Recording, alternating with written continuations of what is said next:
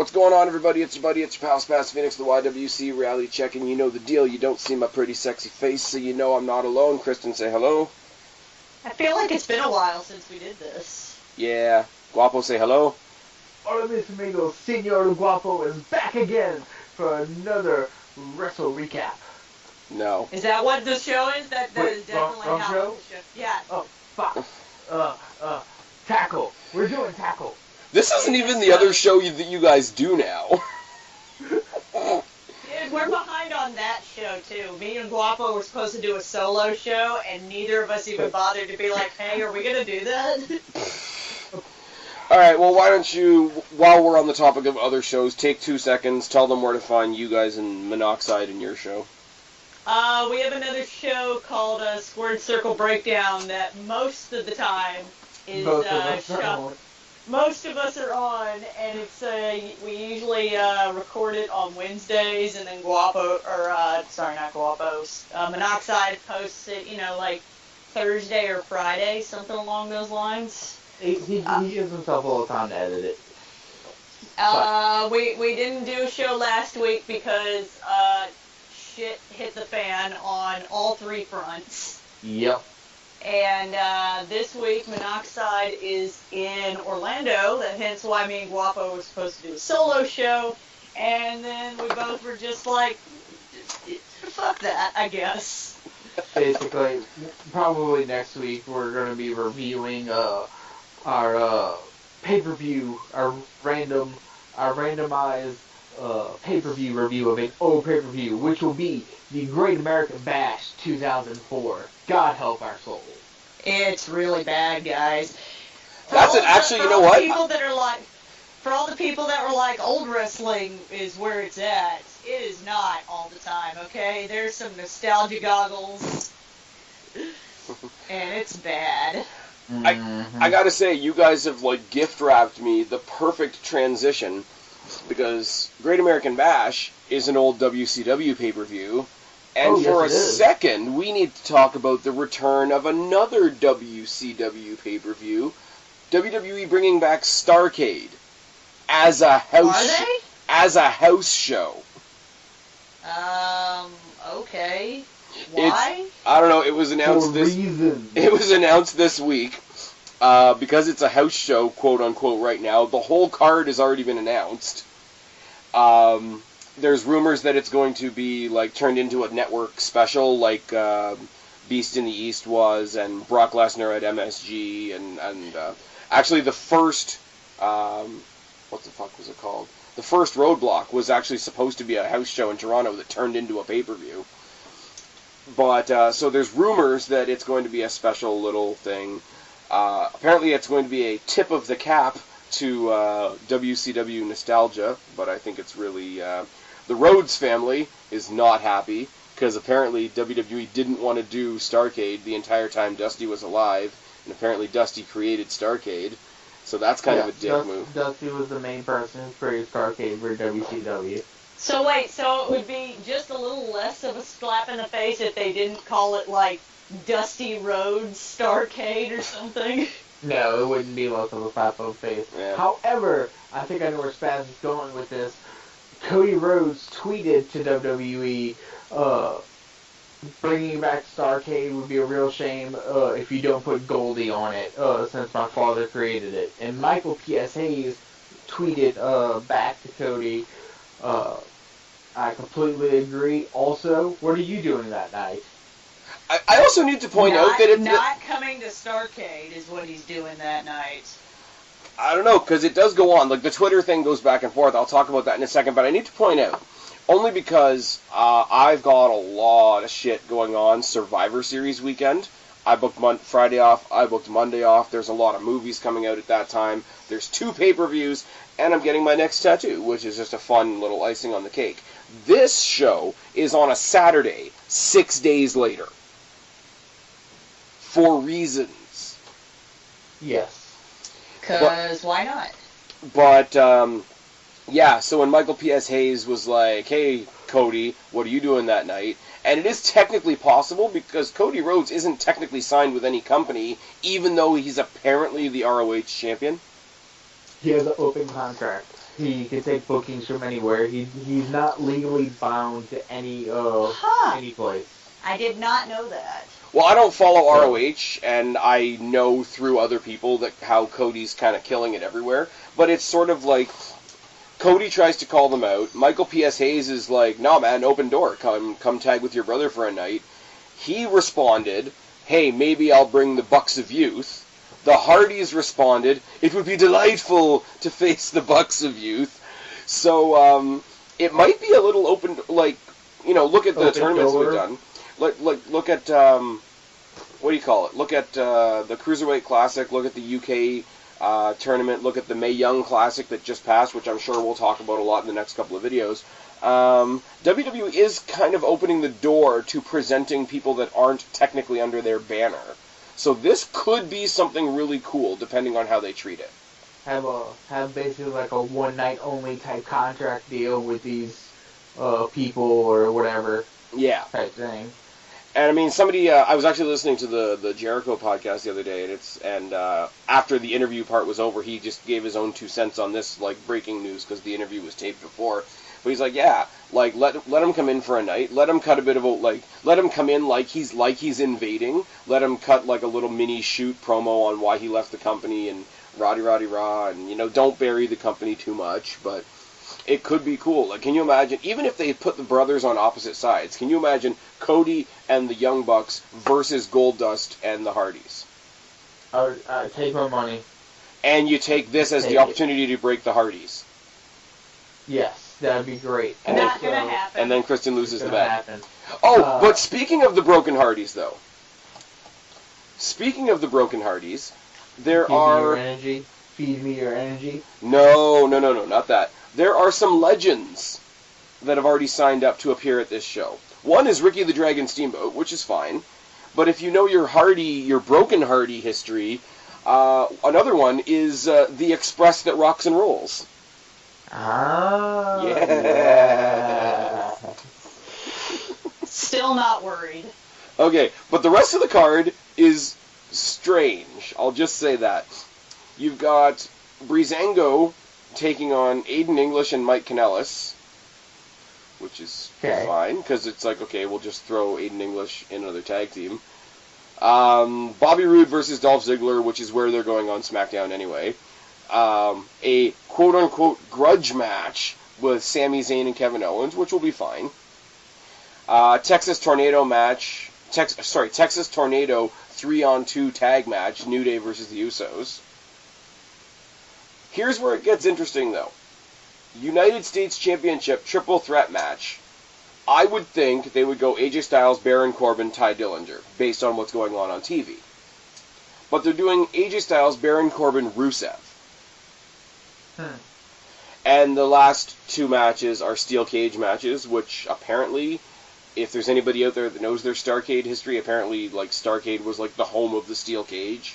Yeah. But the 2 steel cage matches are Natalya versus Charlotte, which could be really good, and Jinder Mahal versus Shinsuke Nakamura. Could be. It's already proven to be really good.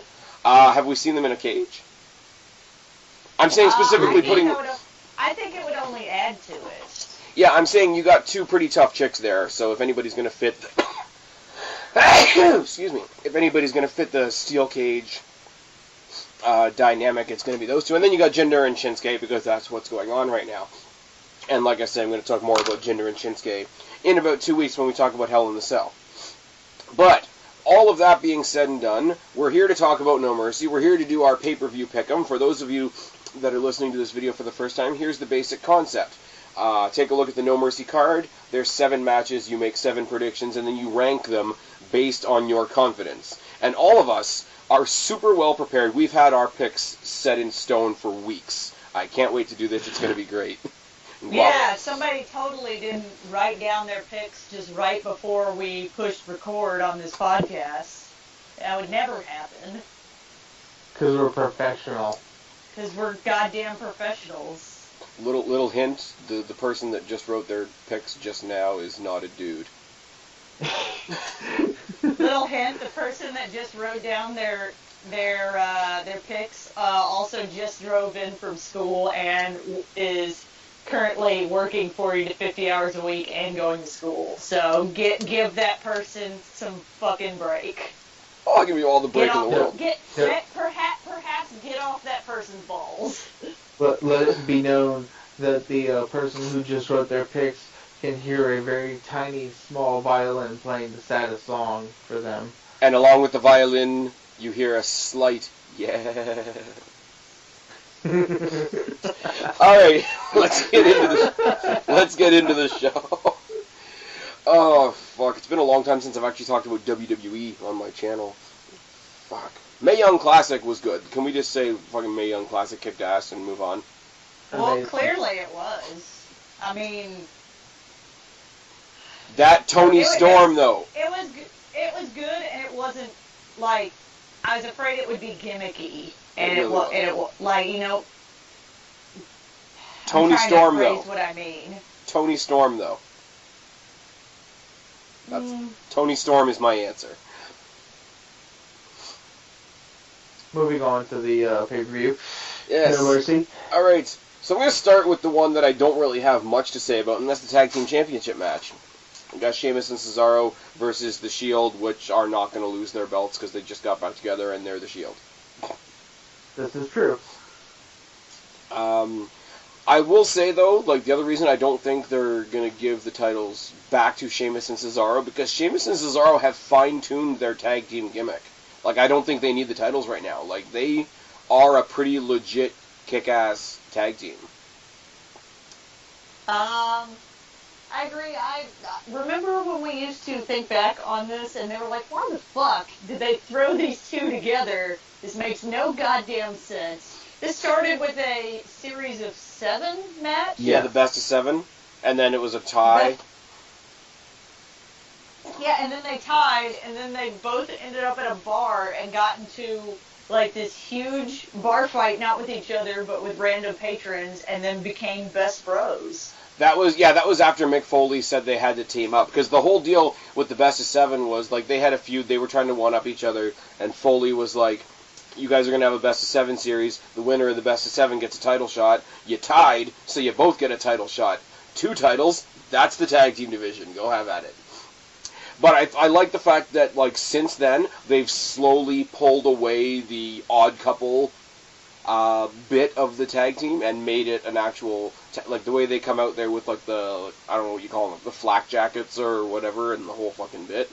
I wish they had one set of music so that it didn't seem just like Cesaro's music jump cutting to Sheamus's music, but that's such a nitpick, I don't even care.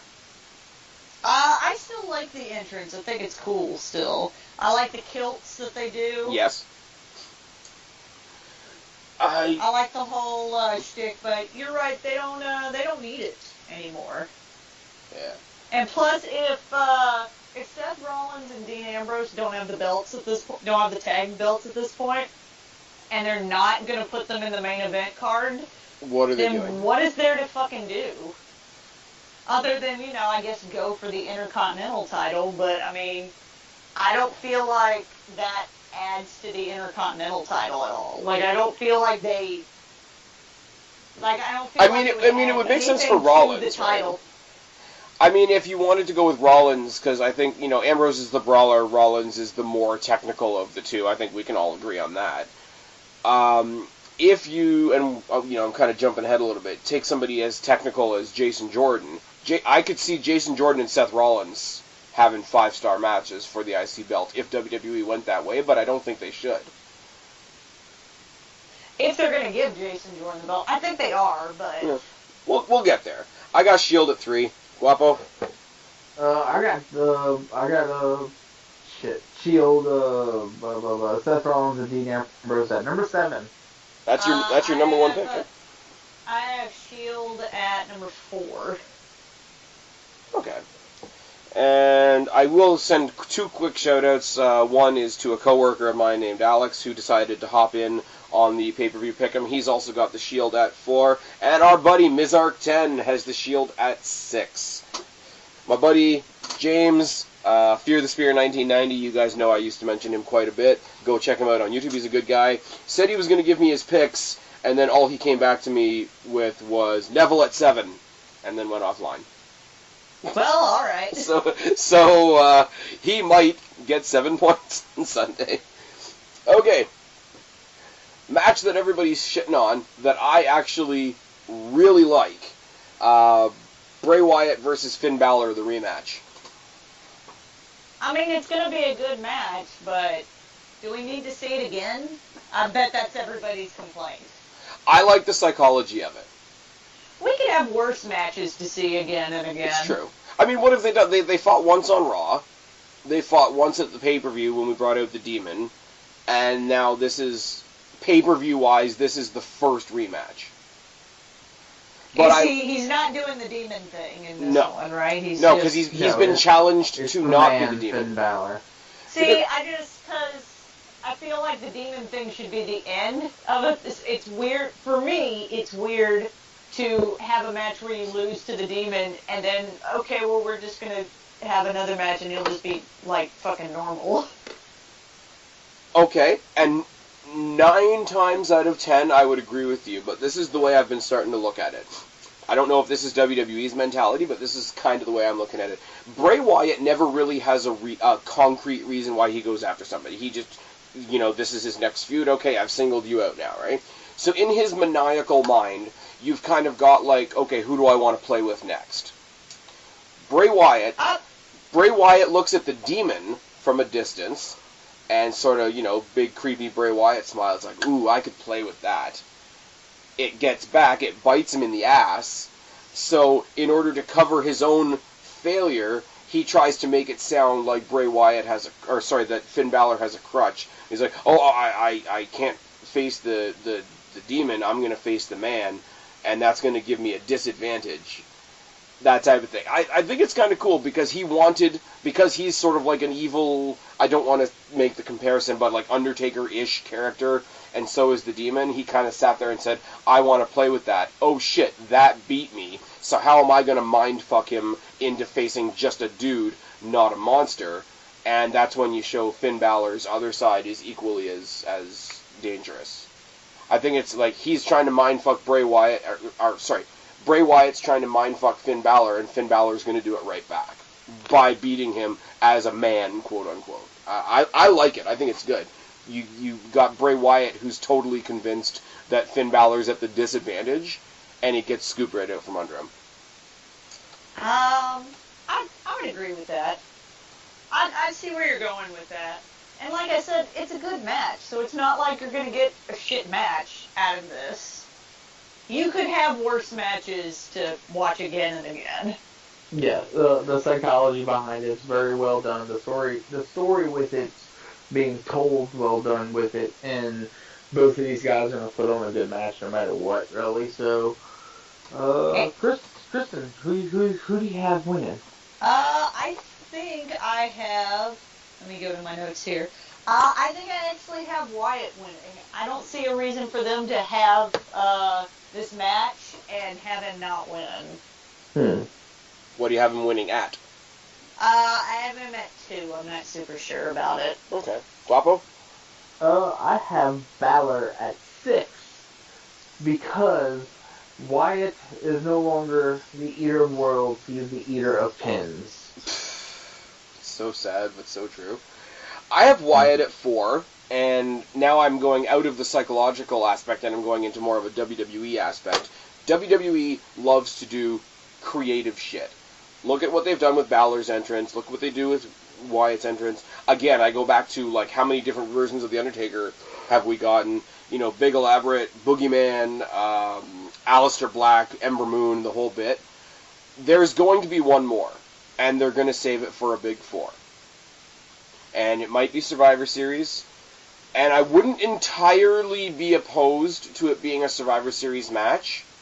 Like, I know it's always like, oh, one night only, and then it never really is. But if Wyatt gets so desperate or so, maniacal or whatever, that he pulls, and it's a dual-branded pay-per-view, if he pulls all the Wyatt family back together for one night, and Finn Balor has to scramble to assemble a team to go against him, and, who's the most sick, sadistic people on the roster that I could find, type of thing. You get a guy like Dean Ambrose, you get the Broken Hardys or so. There you go.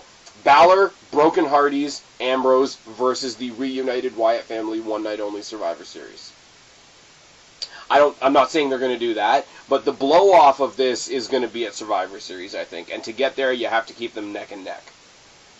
So I've got Wyatt at 4. Alex also. That's Alex basically what my reasoning, my fuck, I can't talk tonight.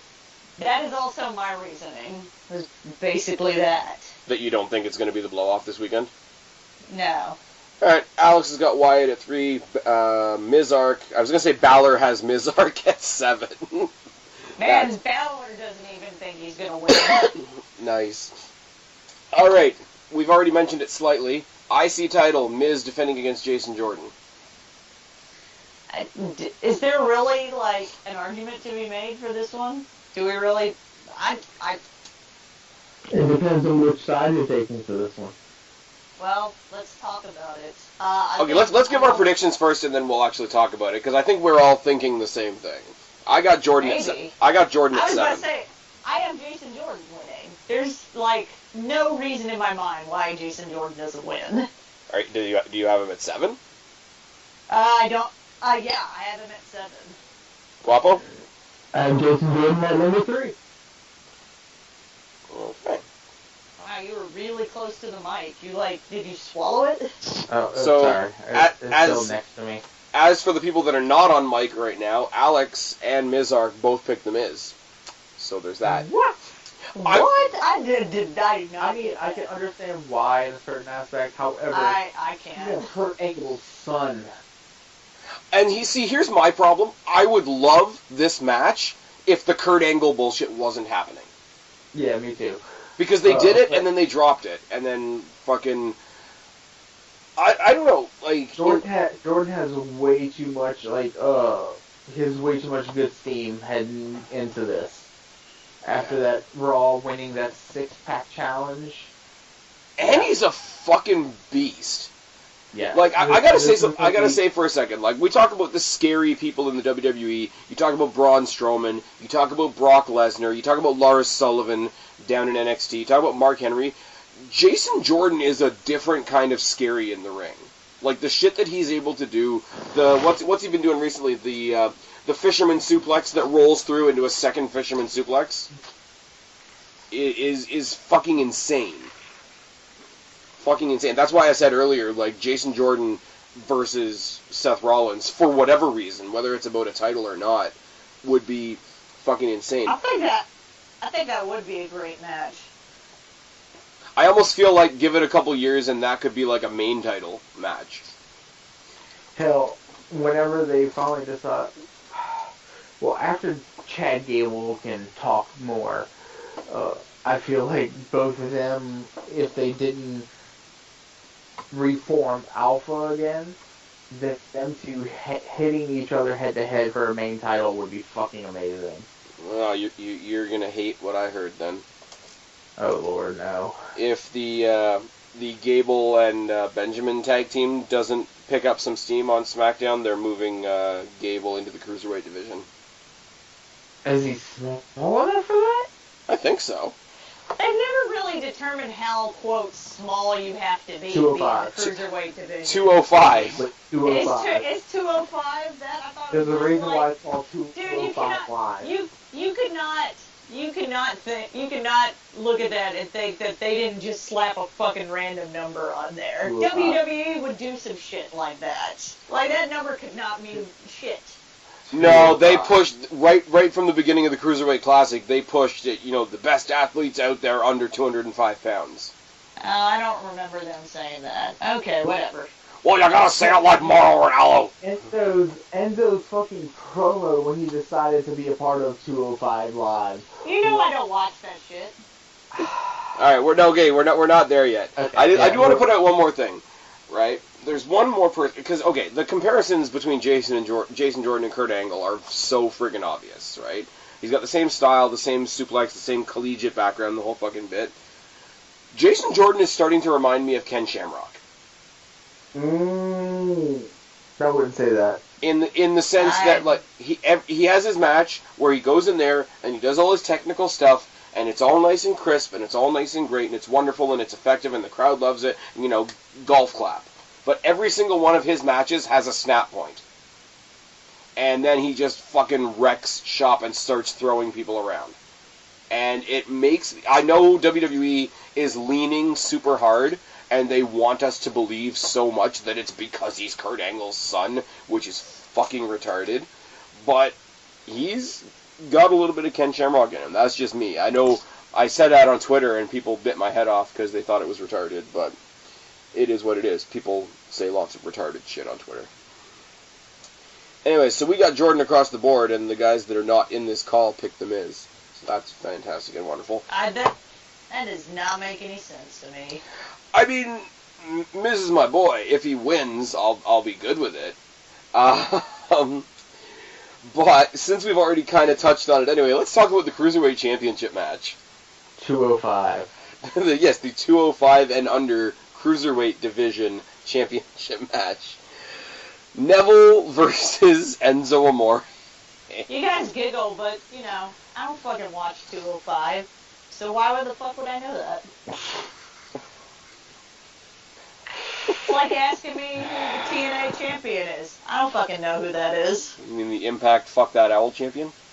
Yeah. Oh, you mean the Global Force? Oh, I'm sorry, they don't own Global Force anymore. ABC, XYZ, TNA, GFW, Fuck That Owl championship. Exactly. What the fuck is that? Okay, 205 Live is not as bad as TNA. No, but... And the thing is, honestly, and I will say this, no, they don't do very much. They put in some filler matches, and then they progress the title story at the end of the night. That's the layout of a 205 Live episode. But I will say, when I used to do fucking, when I used to do SmackDown reviews, watch SmackDown, flip over to the network, pause it, do my review, go back. It was good filler while I was editing my videos and shit. And right now it's a buffer between SmackDown Live and Ink Master. So, And if you can get past the bullshit of the fact that nothing about the show actually makes it seem special, you just sit back. And don't overrate what I'm about to say, but it's kind of like NXT in that you just basically sit back and get some cool matches. Is it special? No. I can give you that, but... Is it special? No. Is it going to set the world on fire? Absolutely not. But you do get some good... there's some athletic as fuck guys in the Cruiserweight division. Friggin' Mustafa Ali, Cedric Alexander. Why are they not in the title picture? Because Enzo Amore is there. I honestly... Does anybody honestly think he's winning the title? Yes. I don't. Yeah. He's going to get it at some point. Water he's been in? Yeah. I don't know. I think they threw him on this show and, he could talk and Neville's still working on it and shit, and so they're like, fuck it, they'll just have a match and he but can see, talk here's my the thing. whole time. Both me and Guapo listen to the Taz show a lot, and I'm not going to sit here and say that I'm right because some guy with a radio show agrees with me, but he brought up a good point. Enzo could have heat with the other people in the locker room, and they might treat him like shit or think he's a goofball and whatever. If he had heat with the WWE office, he would not be on television as much as he is. Yeah, he's getting his ass kicked a lot, but he's on the only section of talent in the entire WWE that gets to perform 2 nights in a row on television. And he gets out there, they give him a lot of time on the mic, they've got him going on the mic against The Miz, who's one of the best guys they have in that company right now. He's exposed as fuck, so who's he got heat? I totally believe he's got heat with other guys in the locker room, because I could see how they would find him annoying as shit. I don't think he has heat with the company, though. No, I don't think they're giving it to him. I just don't. I want them to. I want them to. Do, though. I hope I'm wrong. Because here's the thing, though, and I'm not... Believe it or not, I'm not just saying this to be a jackass. I'm loving how much people hate the move of Enzo to 205 Live. Yeah, they were like... I've seen I saw the clip, the YouTube clip of their last their last kind of promo together, and they were like fucking booing him after he gave Neville the low blow. I will say, Enzo's like, whatever you want to call it, his like wannabe road dog walk to the ring speech every week gets a bit old. The back and forth promo that he did with The Miz on Raw, and the back and forth promo that he did with Neville on 205 Live on 205 Live this week, like this Tuesday, some of the better mic work I've seen this year in WWE. Now that doesn't really say very much, but when he shed some of the goofiness off and he was going like right in the Miz's face, and like whether you like Miz or not, you got to admit he's great on the mic, and he's great. Yeah. He's great in the spot that WWE has him in. Cause I know we might be a little late to this, but congrats to the Miz and Maurice. Oh yeah. For going to have their first child. This is true. I love the little dig too. It's like, oh, by the way, Kurt, I'm going to be there when my kid's born. Oh shit. Yeah. See, that would be oh shit if it was real, but the Kurt Angle thing is so fucking fake. Yeah. But no, like, and the Miz got over in that promo too. Like in his promo back and forth with Enzo, like people were booing Enzo because it's the cool thing to do right now. But like as he was cutting his promo, people were kind of getting more neutral to him, and Miz was cutting like babyface, like I could help you type promo. Like when he sits there in the promo and he says, people in this arena and in that locker room can't stand you, and that's coming from me. Because here's my thing. Here is where I got people shitting on me on Twitter too, right? Right around WrestleMania 27, when Miz was the WWE champion, and he went in the midst of all the Rock Cena crap, he went in and he was main eventing WrestleMania with John Cena. And nobody could stand the Miz, and everybody was saying he's worthless, what the fuck, why is this reality TV guy here, rah-de-rah-de-rah, everything we've always said about the Miz. And I just sat back and I'm like, you guys are criminally underrating this guy. Potential up the ass. He won. He wouldn't have beat John Cena at WrestleMania if WWE didn't see something in him. And that's where we're at now. Okay? Right now, Enzo is the Miz at WrestleMania 27. I don't think they're going to give it to him, but I hope I'm wrong. And here's the other reason I want them to give it to him. Right? If you wanted to go back maybe 5 years, if you wanted to get a heel over in the main event picture, who did you put them up against? John Cena. Yeah. Right? It was a sure thing, because everybody just got sick of Cena. So we got to that point where it was anybody but Cena. Especially when you had the indie darlings, like the Daniel Bryans and the CM Punks, etc. Then you get Money in the Bank in Chicago, Cena versus CM Punk, and that place was fucking electric. You got an indie babyface who would have gotten that reaction anyway, and you got Cena who nobody can stand anymore. So here's what you do. You have Enzo beat Neville this Sunday. He carries the belt. Everybody gets pissed off. He carries the belt. He keeps doing this wannabe Eddie Guerrero shit that he's been doing recently, like, I'm cheating, but you're supposed to love me for it. Holds on to the belt. And I mean holds on to the belt for a long fucking time. Get to WrestleMania, or even maybe get to SummerSlam next year. Bring up Johnny Gargano. Johnny Gargano goes up against Enzo Amore for the Cruiserweight title next year at SummerSlam.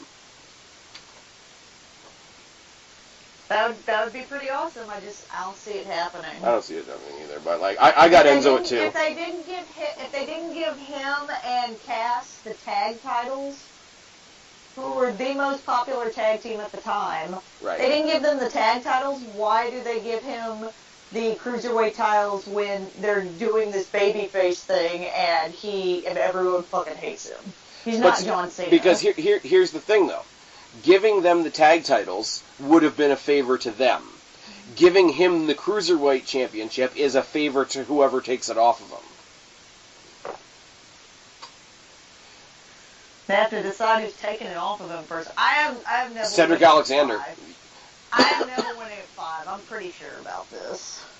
Can you imagine in like a year's time, like I mean I know a lot of people don't care about the Cruiserweight division right now. Can you imagine like This time I next... want to. Yeah. I want to, but clearly WWE doesn't. But, like, can you just imagine this time next year if the feud for the title is Cedric Alexander versus Johnny Gargano? Take the money. Just take the money. Anyway, I got Enzo at 2. I have Neville at 2. Okay. Kristen? Like I said, I have Neville at 5. I'm pretty sure about this. Alex got Neville at 6. Mizark's got Neville at 1. I'm on an island. It's okay. 5-way insanity for the Women's Championship. Emma versus Sasha Banks versus Bayley versus Nia Jax versus Alexa Bliss. I'm pretty sure about 2 people in this match not winning. The rest, I have no idea. They're not going to give it to Sasha, because if they were going to give it to Sasha, they would have just had her keep it. And they're not going to give it to Emma. Everything else is up in the air. Okay. Guapo. Bay retains. Always. 99.9 times out of 100, I would agree with you. You know, I'm still Alexa Bliss, 100%. Mm-hmm. I don't think Alexa Bliss is winning this.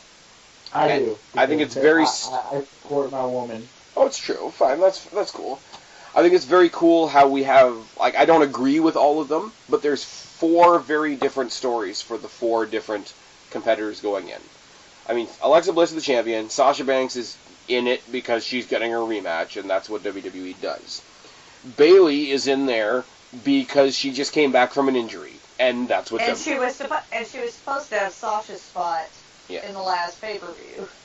Right, but also the number 1 way to get a title shot in WWE is to get injured. Yep. And come back.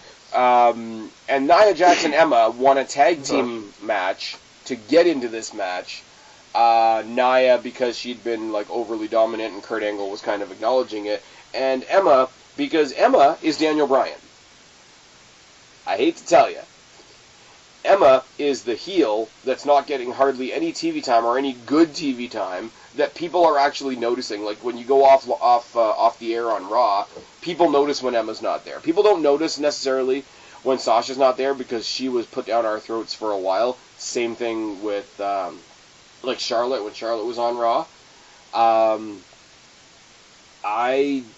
And then you got this Emma thing, and she's doing that whole hashtag bit, which people are buying into, like her shit's trending for whatever that's worth.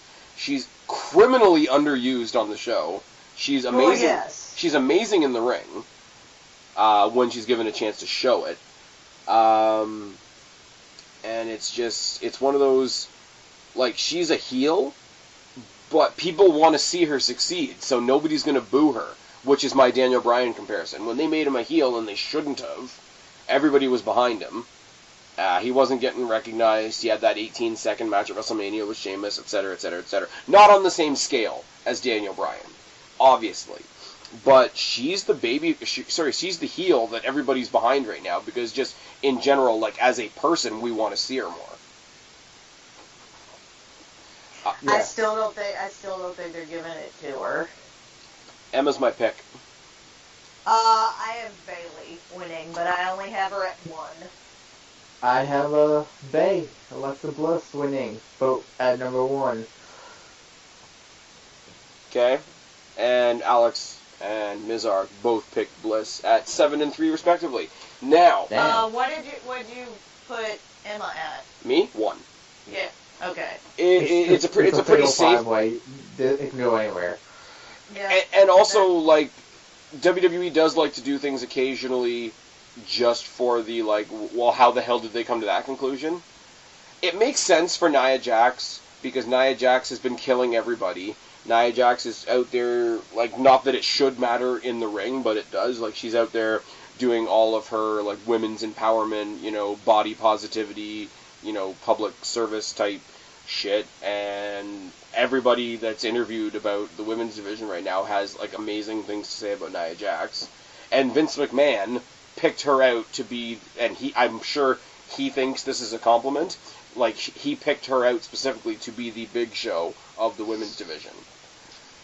I'm sure he meant it as a compliment. Well, that's what I'm saying. It's not gonna always come off that way, but that's what I'm saying. But like, think about how WWE must see the Big Show. Like, he's the biggest spectacular they've got, type thing. Again, I got to go back to the Jericho podcast, and she was talking about her first meeting with Vince.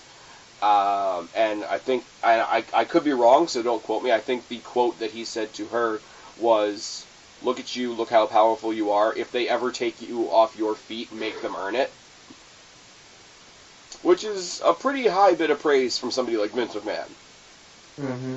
So it shows you they're high on that. And I just, as much as I'm behind Alexa Bliss, and I am 100%, like, we've had a lot of Alexa Bliss as champion in the past little while. Sasha Banks hot tomatoing the title between herself and whoever is getting old. They've ruined. It was old a while ago. It was. Well, that's what I'm saying. Because Sasha is the champion who's never been able to defend her title. Right. Never successfully been able to keep her title. Right. And they've ruined Bayley. And Bayley already got her big return pop last week because Raw was in her hometown. I think because so many, like, there's every reason in the world to put that title on Nia Jax. And trust me, like, let me say this and be clear. If they put the title on Nia Jax, I have no problem with that. Because, I mean, she does bust her ass. She has gotten a lot better. You know. The thing is with all five of these women, I'm fine with the title on any one of these women right now. Not Bayley. I agree. Not Bayley, not right now. No, I think Bayley has. I mean, I disagree with that. And no, through no fault of her own, WWE doesn't know how to present her. And, like, I hate to say that because we know Bayley's awesome. But, but I think because so many people are so sure that it's going to be Nia Jax, and like I say, with ridiculous good reason, I think because everybody's thinking that way, this is going to be where WWE throws us a swerve and throws it on Emma. If they do it, will it last very long? No. She'll probably lose it the next night on Raw or something stupid. But I think they'll do it to, like, oh my god, we didn't expect that. Now, before we go on to the next match, in this, fatal five-way, no rules, no disqualification, mayhem, big pile of people match, which WWE likes to do with the women's division, presents the opportunity for outside interference. I want to throw two names at you guys and see if you think either of them are going to show up on Sunday. Asuka? No. I think she's still injured. And Paige? No. That's a possibility. No, only because, yeah, there was the news this week that she's at the Performance Center and everything. However, I think they're not going to pull that trigger just yet because I know WWE's going to want to put her in the Performance Center for a little bit, let her get her feel for everything because she was nursing a neck injury, so they're going to take as long as possible to make sure she's not going to speak anything and she's okay to go to where they can invest back into her. And see, valid point on both. I don't think that they would either one of them would necessarily jump somebody, but I think either of them, even in an injured state, would be able enough to, like, appear and fuck with somebody in sort of a... Even with an appearance, that's going to indicate, okay, they're able to go next week on Raw or something. That's why you have them grab the mic before the segment's over and be like, maybe not today, maybe not tomorrow, but I'll see you soon. And then you just leave the crowd wanting. My thing is that, especially with the Paige thing, that... because, the dirt sheets are the dirt sheets, and obviously, like, they're only, worth, take it with a grain of salt. When you switch from reading about Paige coming back to WWE on the dirt sheets to reading about Paige coming back to the WWE on their own website, I think if she was still that far off and we weren't going to see her at all, I don't think they would be super publicizing it yet. So that's what makes me think that. Asuka, all she has to do is show up on the ramp, and everybody's going to shit their pants. Yeah, I think Asuka's still, like, injured. They're predicting Asuka's injury to be back roughly mid-October, early November. Well, the timing of that works because after No Mercy, there isn't another pay-per-view until Survivor Series, which is mid-November. Correct. So they hype her up. She fucks with a bunch of people. They get all mad. Everybody else in the roster, they did a lot of video packages on NXT now that Asuka's not there. Everybody's sort of like chomping at the bit to like get their title shot in NXT. They could do the same thing on Raw. Asuka shows up, plays a couple of mind games, and walks out. Like nothing physical. Just like on the ramp, ha ha ha, I'm here, walks out with the mask on, does something, just enough to fuck with somebody. And then it's like, and then you play it up like, everybody on the roster is like, oh my god, look at all this hoopla going for Asuka. I'm going to take her down. I'm going to take her spotlight on the night that she comes in. So you get all these women that start cutting promos, and not that you make the title secondary. Yeah, because she's still undefeated. Yeah, they want to beat the, I know it's trite and it's cliche, but like they want to beat this girl's streak her first night in the company. You hype it up so that if she's ready to go, her debut match is at Survivor Series. And then WWE at that point, not that I would agree with it, but WWE would be like, oh, remember the last big star that debuted at Survivor Series, and they'll make some stupid random Undertaker reference, and Asuka will make a big huge entrance and the whole bit. You could play that up. Have her show up now and then make the crowd wait until Survivor Series, partner her up with the right opponent, which I think would be Alexa Bliss, but that's just me. Or, actually no. First, the perfect opponent for her on the main roster would be Emma, because Emma was the one that fucked up her debut in NXT, and you could continue that story right through. Anyways. That's a cool story. I still think if anybody is going to interfere, it would be Paige. But I also understand, I also get Guapo's reasoning for not feeling like that's going to happen. But I think if anybody's showing up, it's going to be Paige. Something I read on the dirt sheets that I'm so glad isn't true, because if it is true, I'll just turn off my TV. Because WWE doesn't know how to book the stars that are made in NXT. There's so many people that are like, WWE is probably going to tell some stupid story about how she's Nakamura's long-lost sister. That's so ridiculous that I hope it's true. Yeah, kinda. Asuka is Sister Abigail. Asuka is Sister Abigail. Sister Asuka Gale. Alright, enough of that. Enough drugs. Enough drugs, kids. Braun Strowman versus Brock Lesnar. Well, I think we know which way I'm going for this one. How much fun is this match going to be? Oh, it's going to be fucking amazing. When was the last time Brock Lesnar looked small? Other than fighting the Big Show. Never really.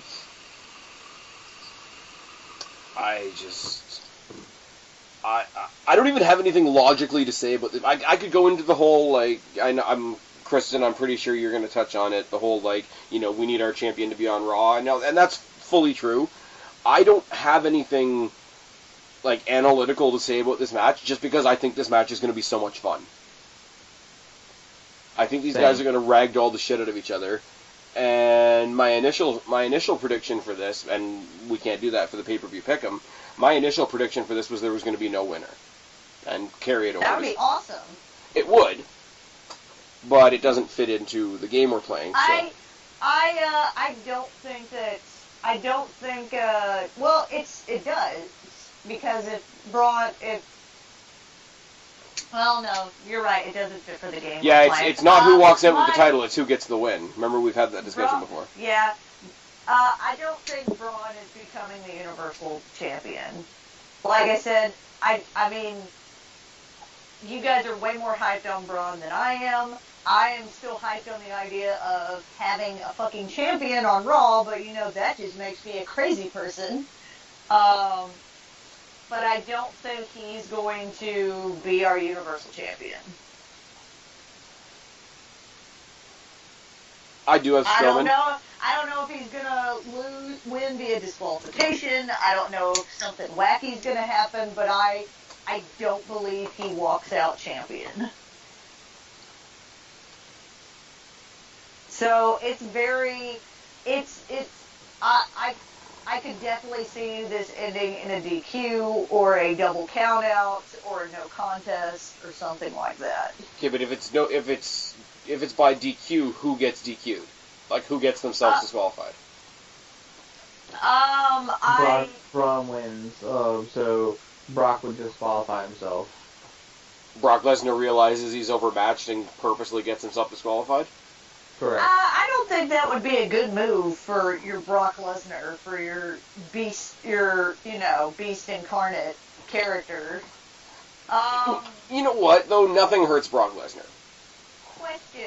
I have a question. I doubt they're going to go this way, but hypothetically if they do, and it ends in like a no contest, yes. Nobody gets points, I assume, because there wasn't a winner, right? If there is a no contest, then nobody gets any points on this one. Okay. Which is sad for me because I predicted that it's going to be a no contest. I don't want to add that to the game. I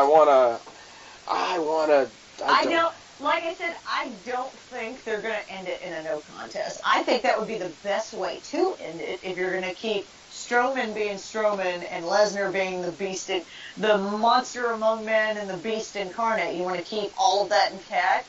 But Lesnar lost to an old man in 20 seconds. That's true. But if you want us to forget about that,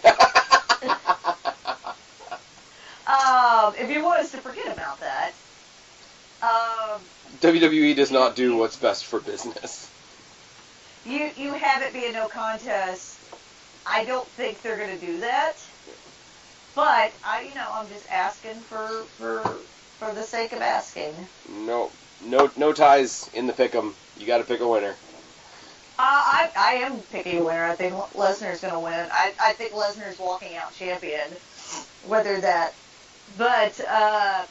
I just wanted to know the rules for if there is a no contest, because I feel like that's the best way for this to end. What do you have Lesnar at? I have him at a 6. I do not think Strowman is being champion. Guapo? I got Braun Strowman at number 5. So do I. It is. I acknowledge the fact that Strowman could win with Lesnar still walking out as champion. I think Strowman walks out as champion. Don't ask me why. I really don't. The only thing I can think of, and they won't do it, but I wish they would. Strowman wins, comes out the next night to, roar about, roar, look what I did, or whatever the fuck he would do there, because Braun Strowman promos are great. I think you just have him come out the next night on Raw. First of all, have him replay the whole throwing Kalisto into the garbage can, just for reasons. Then show him, have a point in the match where he throws Brock Lesnar and be like, yeah, they're pretty much the same guy.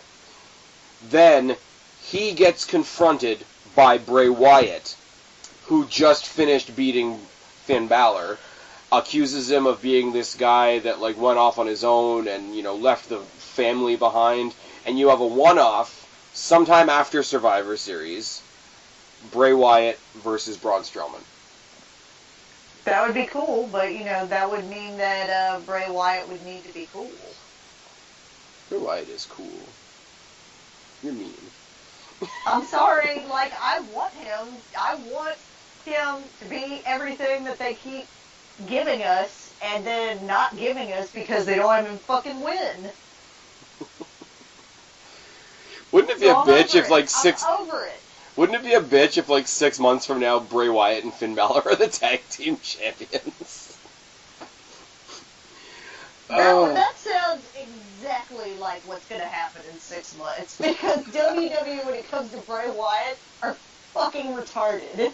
WWE, when it comes to their tag team division, are fucking retarded. They got one tag team sitting there just waiting to be made in Dillinger and Zayn, and they're not pulling the trigger on it. I don't know why. They look at their tag team and they're like, they cannot think, the only character they can think of for tag teams is Odd Couple. Yeah. Or never mind, they have 2 gimmicks in their bag of tricks for tag team. Odd Couple. Or racist black team. Racist black team. Well, that's 3, because I was going to say brothers. Oh. Sometimes they combine those 3 gimmicks. Yeah, but I mean, like, brothers or, like, quote-unquote brothers, like Undertaker and Kane were brothers, like, yes, Edge and Christian were brothers. Or, like, Gallows and Anderson are the Good Brothers. Exactly. Brothers, black tag team, and strange bedfellows. I mean, they got the Revival in there. They're doing some shit. Except they're always injured.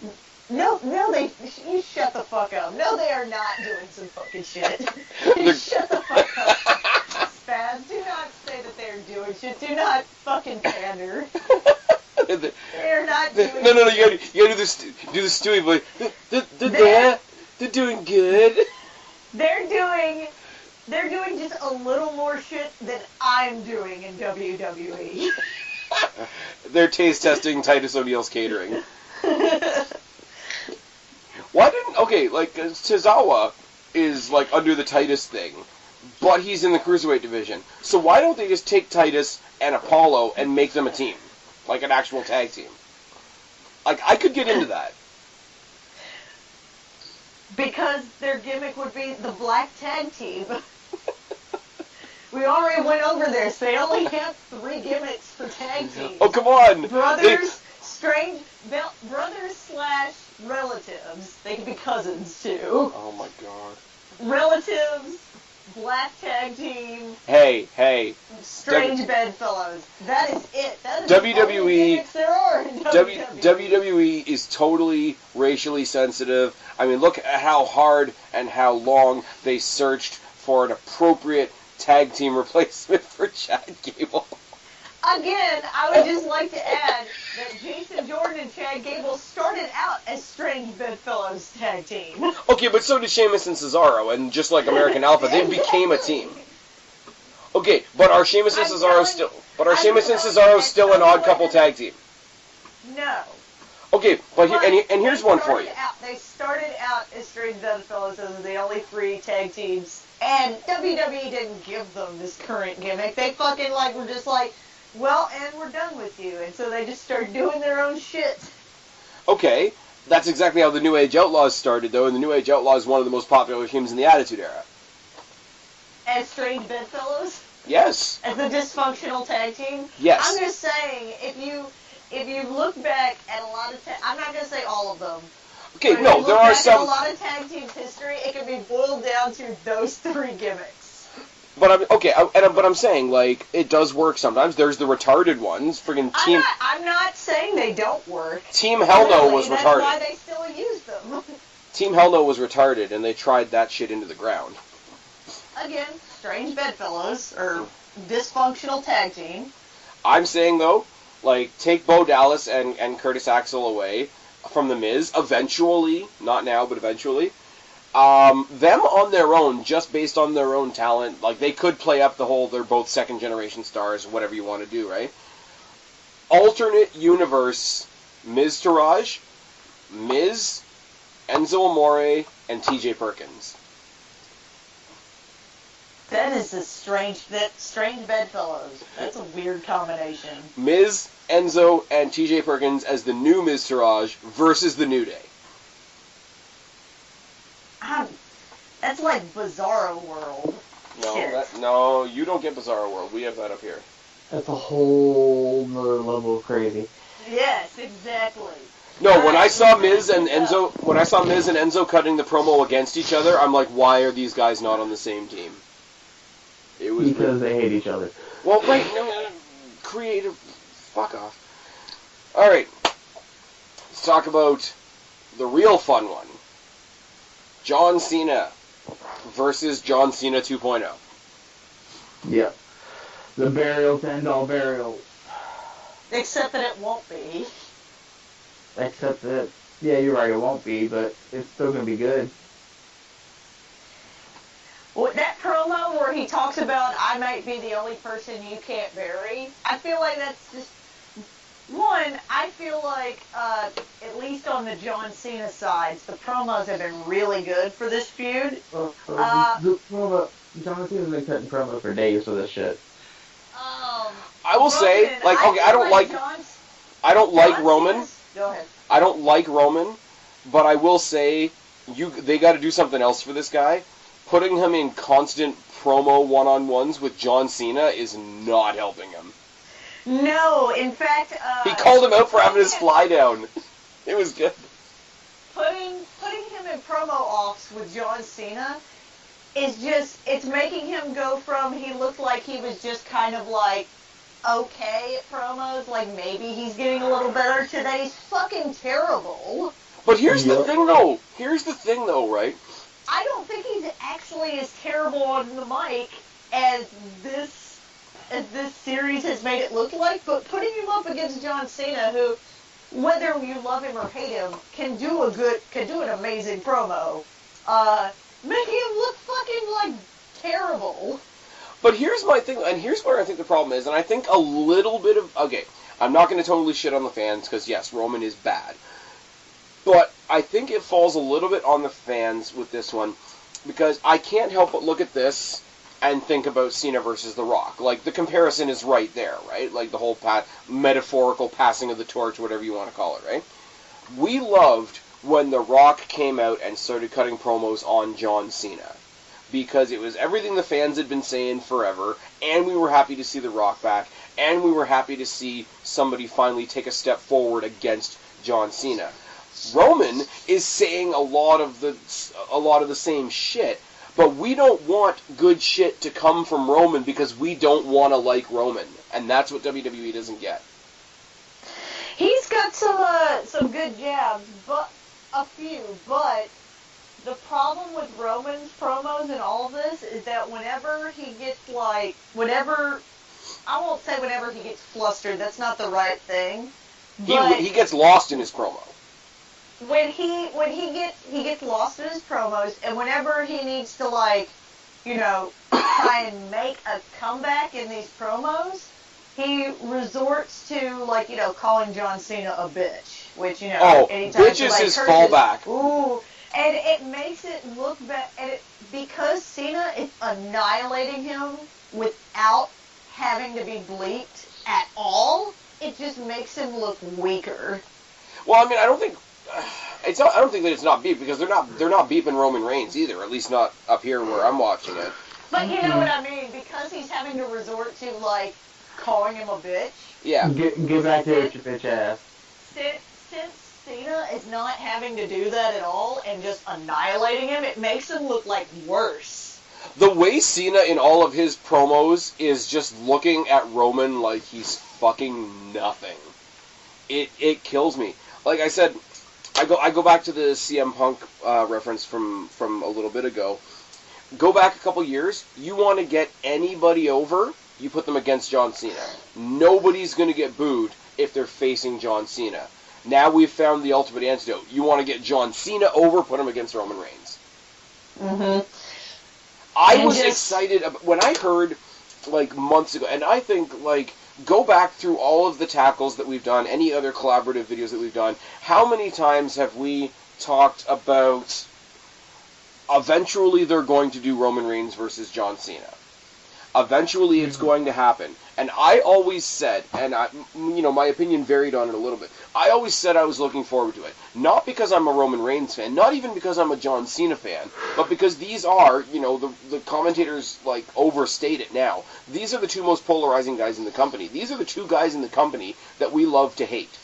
What happens when you put them in the ring together? The crowd, the crowd is going to be the show. And I still say that for this Sunday. But I was amped at the idea of John Cena versus Roman Reigns, and then they announced that it was happening at this pay-per-view. And I'm just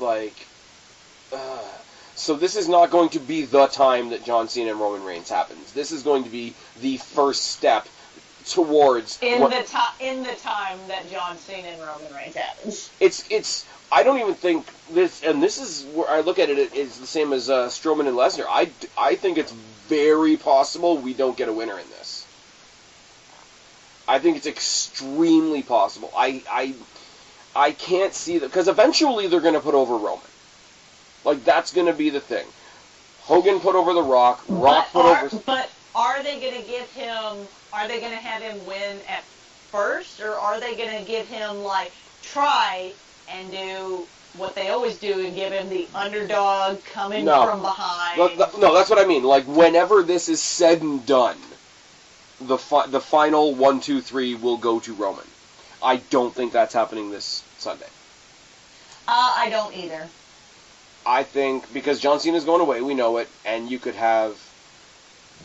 Roman could lose, and they could push the bullshit, oh, he's the underdog, he's got to come back and be scrappy or whatever, which is bullshit, and we're going to get that from the commentary and whatever. But because John Cena is going away to do the movies and some shows and whatever, and they could play the exact same story that they did with John Cena, where they announced the match with John Cena and The Rock, and then all the promo work all year long was done by Cena, and all of his promos were based on the fact that Rock wasn't there. You could have Roman go out and say the same thing, with the addition that John Cena not only has abandoned you guys, but he was a hypocrite because he called out my cousin when my cousin did the same thing. And he'll get shit on, and he will get booed out of the building, and they will build it into next year when Cena comes back, but it'll be like the Cena Rock thing, because Cena lost, and then he went on and had a whole other year of wrestling, and then The Rock came back the following year for Cena to get his comeuppance. And do I want to see Roman get his comeuppance? No, I really don't. But if you want to look at it from a take out who the stars are and should I use my wrestling logic, yes, eventually you need to put over the younger guy, the guy that's staying, not the guy that's on his way out the door, which is Roman. As much as I hate to say it. I really, really do hate to say it. The logical thing to do here is what I hate. Have Cena win. Have Roman build himself up from the bottom, some bullshit retribution story. Have Cena come back because he's Cena and just walk into a random title match for reasons. Get the title, have his 17th thing, beat Ric Flair's record finally. That'll be his last title reign. It'll be used to put Roman Reigns over at a big pay-per-view. That'll cap it off. Do exactly what they did with Rock versus Cena. I hate it because it's Roman Reigns, but it's also what makes sense. Could not have said it better. Except the one thing I would add to your story there, the one flaw in it, because you compare it to Rock Cena. Yeah. Cena could carry his half of the promos. I think a year of Roman talking about, bringing up the Cena shit, I don't think Roman has the chops right now, promo-wise, to carry it. And but see, that'll work because the crowd doesn't like Roman the same way they didn't like Cena. Cena sounded like he was whining for a year. Roman will too. And everybody's like, this guy's a little bitch, this guy's a little bitch. And, as much as we don't want him to have a victorious moment, we'll be like, yeah, you called me a bitch, but watch what I'm about to do. I'm sitting here trying to find a way to actually book Roman, strong and correct, and I don't even want him to succeed. I'm just, to go out of the bias mode, you've got a guy that's on his way out versus a guy that's on his way up. The guy that's on his way up... that makes total sense. Yeah. I don't want it to... If this was a new guy that wasn't Roman Reigns right now, say you put in... I don't know.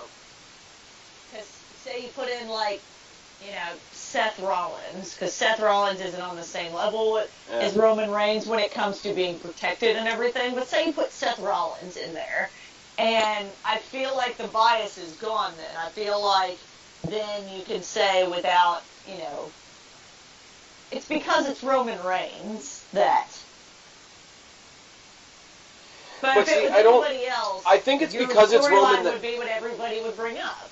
I think it's because it's Roman that it does work, though. Because, if you look at the chain that we did, and the torch has been pretty direct. And, yeah, I'm leaving out a bunch of people. I'm leaving out people like Shawn Michaels. I'm leaving out people like Steve Austin, etc.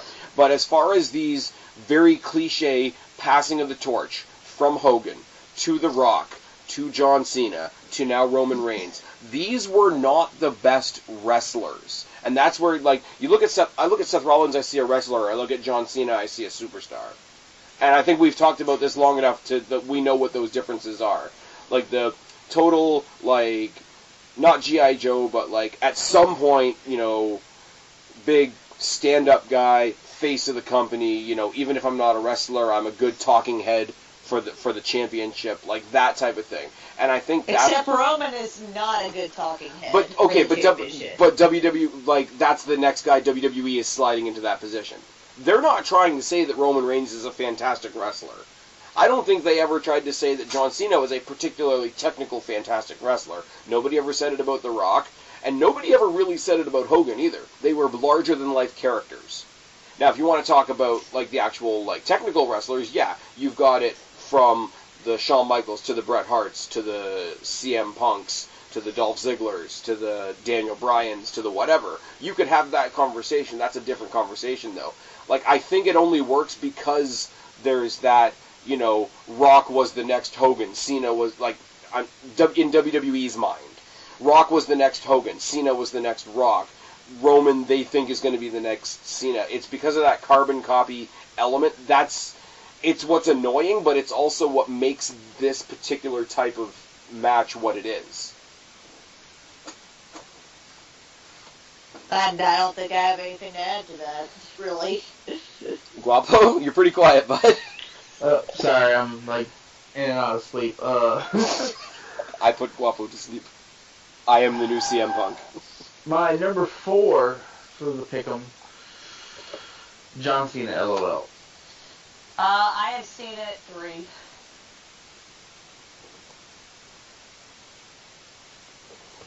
I have Cena at 6. Mm.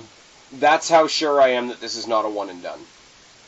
I don't think it's a one and done. I'm just, I'm still thinking See, whether they're going to give... The promos right now for these two, Cena's way too hot, and I think it's going to... The match itself is going to be okay, but I feel Cena's end up carrying it still. Because if this was going to be if this was going to be the passing of the torch, they would have found a way to work around John Cena's schedule, and they would have done it at Survivor Series. Correct. But I mean, you set it up now, and if they have the blow off of this, like I say, next year WrestleMania, next year SummerSlam, I mean, it's a storyline that we'll see a mile away, and there will be an element of, okay, let's just get it over with. But I mean, when we saw, and I'm going to keep going back to it, when we saw Rock Cena the first time, you didn't think it was going to be a great match. You really didn't. But you knew, even if you hated John Cena, you knew with how high WWE thought of Cena, you knew that it was going to be a great spectacle. And that's what I expect this to be. I think Roman Reigns and John Cena can put on an amazing spectacle, an amazing show. That's not to say that the match will be great. But I think it stays in its lane, and it will be special in its own way. Completely agree. We talked the shit out of that. We got hell in the snow in 2 weeks. God help us. Get to talk about Jinder Mahal accusing Shinsuke Nakamura of eating cats and such. Just a little preview of Tackle in 2 weeks. When did we start going, at SmackDown? Yeah, about a good, 3 months ago. I don't know. I don't know. Around the time that they started giving away the once-in-a-lifetime matches on the show, like Nakamura-Orton and Nakamura-Cena. Are we clear? We clear? Did we sign off? No? No. We did not sign off. We are still here, dude. Guapo's gone, guys. He's in Alexa Dreamland at this point. She's gone. That booty dough. Hey, Guapo, how's Mrs. Guapo? Another conversation for another video or thing or stuff, and I need to be drunk. Alright. Oh, you know what's awesome, though? Because we do these on a Thursday and I typically work on Friday, I know I'm skipping ahead 2 pay-per-views. When we do the pay-per-view pick 'em for TakeOver Houston and Survivor Series, which I predict is going to be a pretty fucking awesome weekend, I have the day off. So Spaz will be drinking and predicting wrestling. It will be good. Woo! Kristen, I think you should book the day off, and I think we should all get online and drink. Yeah, I work on a ranch. I don't get days off. And call in dead. It's fine. I have no vacation days left, so can't happen for me. Alright, guys, plug your shit. I'm Kristen. You can find me on Twitter at BlackCatFeline. You can find me on Instagram at BlackCatFeline. It's mostly pictures of me at work. You got some cool skyline shots. If you go to Monoxide's channel, it's like Monoxide 1, 2, 2, 3, 3, 3, 4, 4. Look in the description of this video. Their videos are down there. Yep. You can hear me and Guapo most weeks talking about random wrestling bullshit, because I think we've given up completely on Raw and SmackDown. We talk about it after, like, the pay-per-views. Yeah, and yeah, that's it for me. Guapo _504 on the Twitter. You can find me on the Twitter machine, Guapo _504, and that's it. And find me at the same place as you can find Kristen. Alright, and you guys know where to find me, or you wouldn't be here. I've been Spaz, she's been Kristen, he's been Guapo. We are your YWC Reality Check. Subscribe up there, talk down there, start a conversation. Keep all these conversations going. Don't be a stranger, I'll talk to each and every last one of you later. But for right now, me, Kristen, and Guapo are tagging out. Bye. Adios, mis amigos. Night, everyone. Fuck, I'm tired.